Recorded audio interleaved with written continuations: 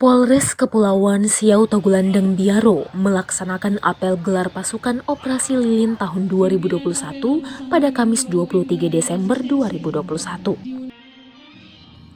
Apel dilaksanakan di Terminal Ulu Siau, Kecamatan Siau Timur, yang dihadiri oleh unsur pimpinan daerah, unsur TNI dan Polri, dalam hal ini Kapolres Kepulauan Sitaro, Kajari Kepulauan Sitaro, Perwira Penghubung Kodim 1301 Sangihe, dan Posal, Satuan Pamong Praja Satpol PP, Dinas Perhubungan, Badan Penanggulangan Bencana Daerah BPBD Sitaro, Dinas Kesehatan, tokoh agama, tokoh pemuda, tokoh masyarakat, dan tamu undangan serta peserta apel lainnya. Wakil Bupati Sitaro John Palandung sebagai pembina apel membacakan sambutan tertulis Kepala Kepolisian Republik Indonesia Jenderal Polisi Listio Sigit Prabowo. Dalam sambutan tersebut, Wabub Sitaro John Palandung mengatakan bahwa gelar pasukan ini dilaksanakan sebagai bentuk pengecekan akhir kesiapan dalam rangka pengamanan perayaan Natal tahun 2021 dan Tahun Baru 2022.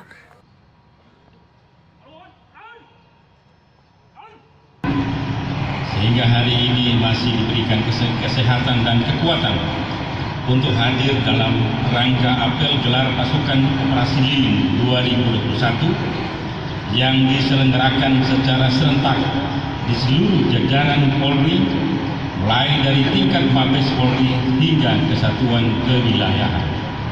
Apel gelar pasukan ini dilaksanakan sebagai bentuk pengecekan akhir kesiapan pelaksanaan Operasi Lilin 2021 dalam rangka pengamanan perayaan Natal tahun 2021 dan Tahun Baru 2022, baik kepada aspek personil maupun sarana dan prasarana, serta keterlibatan unsur terkait seperti TNI, Polri, dan TNI Pemda dan mitra Kamtibmas lainnya.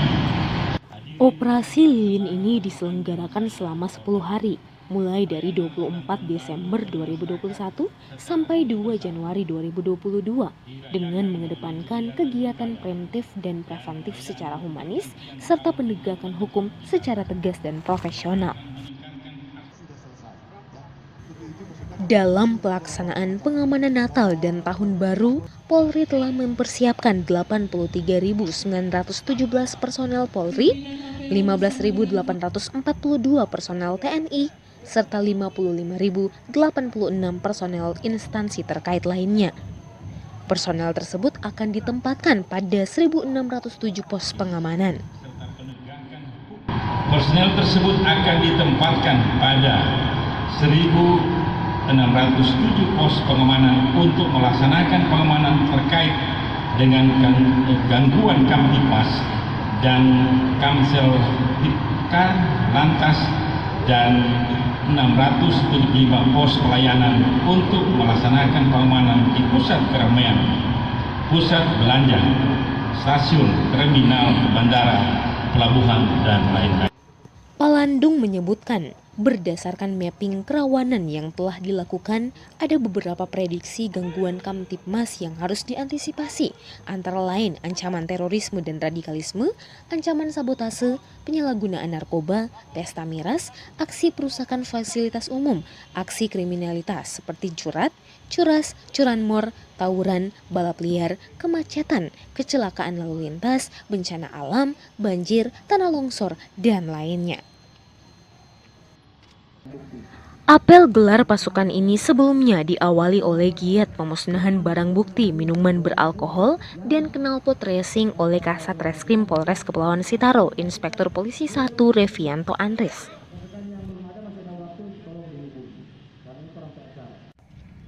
Ini pun ditandai dengan penandatanganan berita acara pemusnahan barang bukti antara Bupati Sitaro yang diwakili oleh Wakil Bupati Sitaro bersama Kepala Kejaksaan Negeri Sitaro dan Kapolres Kepulauan Sitaro. Untuk secara simbolis melakukan pemusnahan barang bukti.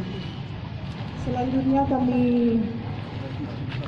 menyampaikan untuk para tamu undangan untuk mengikuti pemusnahan barang bukti.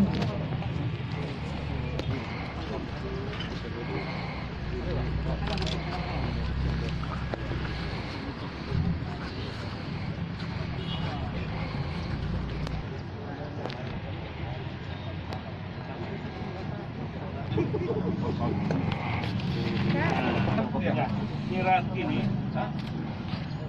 kita semua kerjasama dari Forkompinda, tokoh agama, seluruh pemerintah daerah agar supaya lebih hari lebih berkurang, bukan bertambah, Pak. Terima kasih Pak Kapolres, Pak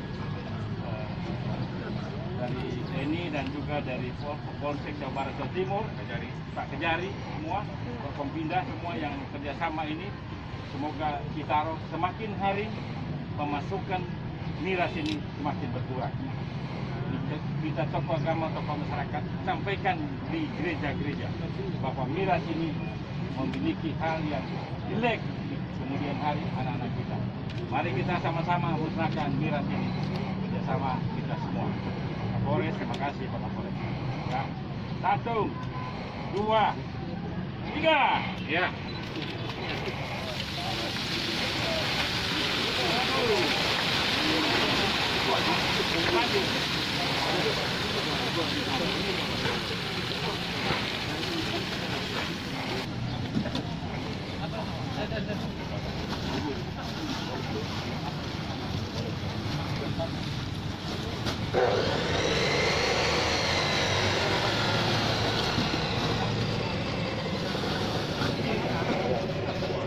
Satu, dua, tiga. Ya.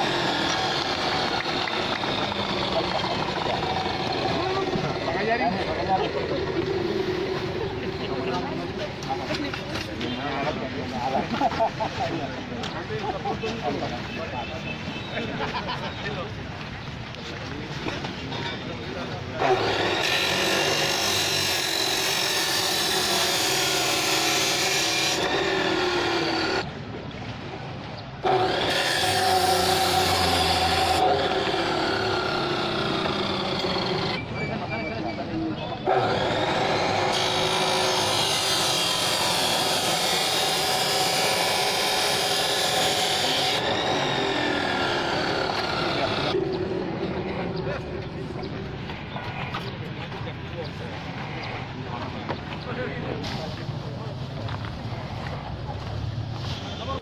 Senada dengan itu juga Kapolres Kepulauan Sitaro pun menghimbau dan mengusulkan kepada pemerintah daerah saat Nataru seperti ini agar mengatur pembatasan-pembatasan di toko-toko atau pusat perbelanjaan untuk mengantisipasi penyebaran COVID-19, apalagi saat ini sudah muncul varian baru yaitu Omikron.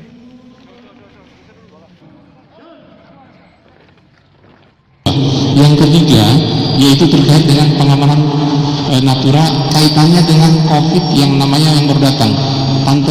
Bukan tante tapi Omikron, bukan tante Mikron ya Pak Kadis ya, Omikron. Nah, Omikron ini dia sangat kuat untuk percepatan penyebarannya, 15 kali lebih kuat manakala orang itu belum divaksin. Berikut kami titipkan Pak, ini terkait dengan Omikron, dengan COVID-19. Di kita capaian vaksin ada tempat-tempat tertentu ini cukup tinggi di kita, sangat cukup tinggi. Kalau di atas sekarang rata-rata di atas 69,2%.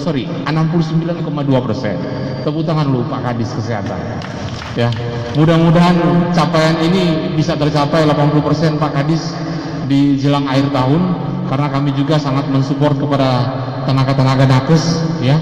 Tenaga nakes kalau mungkin ada permasalahan bisa koordinasi dengan kami juga. Nah, terkait dengan hal tersebut, pelaksanaan kegiatan ini kami mohon bantuan dari pihak nakes, mungkin dari Pak Kadis Kesehatan. Sekali lagi kami sudah siap Pak di pos-pos untuk melaksanakan kegiatan, tinggal misalnya menggerakkan puskesmas mana yang akan kita lakukan. Terus berikut dari pihak dari pemerintah, ini menyangkut dengan kegiatan jelang Nataru Pak. Ini tanggal 23, besok tanggal 4. Potensinya adalah kerumunan massa. Kalau ada kerumunan massa, potensi pasti itu penyebaran COVID itu perlu diantisipasi. Saran kami Pak, ini bukan kewenangan kami, tapi kami ingin dampingi pihak pemerintah, yaitu toko-toko mungkin ada pembatasan Pak, sampai jam berapa. Ini bukan kewenangan kami, tapi yang mengusulkan kepada pemerintah daerah, jangan sampai dong buka sampai jam 9, jam 10 malam. Karena jelang Natal dan Tahun Baru itu bisa sampai jam 12. Kalau tahun lalu terang bikin sampai jam 8 stop. toko-toko stop, dan kegiatan-kegiatan untuk pesta kembang api tidak ada. Tidak ada pesta kembang api. Ini terkait dengan aspek kesehatan dan keselamatan orang. Jangan sampai kita terjadi. Pengamanan ini pun tidak boleh dianggap sebagai agenda rutin tahunan biasa, apalagi di masa pandemi COVID-19 saat ini. Kiranya semua harus lebih peduli untuk mengantisipasi timbulnya klaster-klaster baru penyebaran COVID-19.